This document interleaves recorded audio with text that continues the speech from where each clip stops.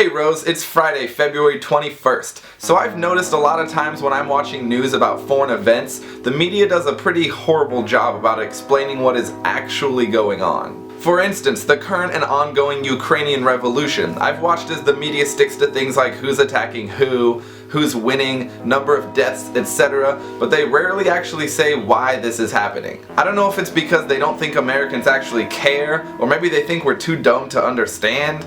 Maybe most Americans are too dumb to understand, I don't know, but I'm gonna try my best to fill you in right now. Much of the problem can be attributed to Ukraine's geography. They are bordered to the east by Russia and to the west by Eastern European countries such as Poland and Slovakia. To start out, I'll put the problem in its simplest terms and then elaborate from there. Basically, the Ukrainian people want to have a government, politics, and economics similar to Europe to their west.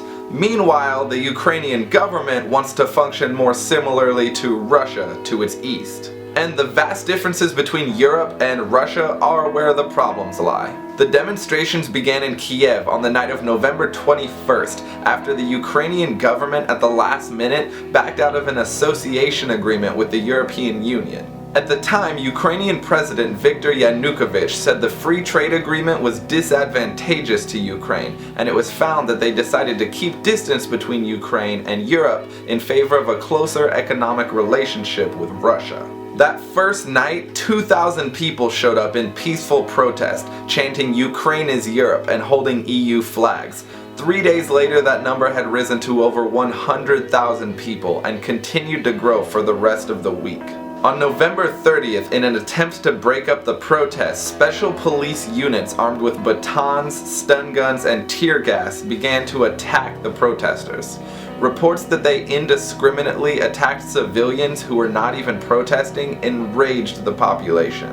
December 1st saw rioting in response to the violent attack by the police. However, the next day the protests returned to a peaceful state.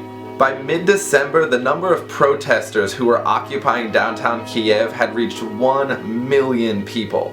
Through December and the first half of January, protesters remained in Kiev while the police constantly tried to break them up.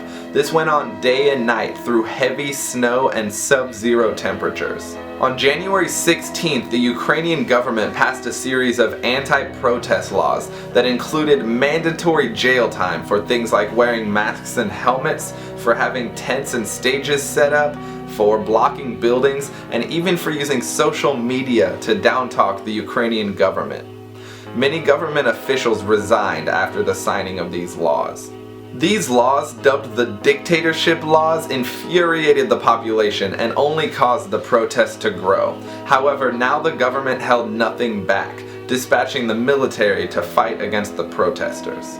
President Yanukovych has been systematically dismissing sections of the government that have showed opposition to these extreme measures. Both sides are armed and have been violently holding shootouts and bombings for the last month, including the bombings of hospitals and grouping areas, showing that both sides are willing to do anything to stop the other. 2 days ago, on February 19th, the Lviv territory, the westernmost territory of Ukraine, declared independence from Yanukovych's government and set up a committee to take over some of the functions of the regional government. As Lviv is on the western border, closest to Europe, this is seen as good news to the revolution. One thing is for sure, with how strongly the population feels about creating relations with Europe, these displays of violence and death are not likely to stop until one side has been defeated. Hopefully I was able to fill you all in a little bit more. Rose, we'll see you on Monday.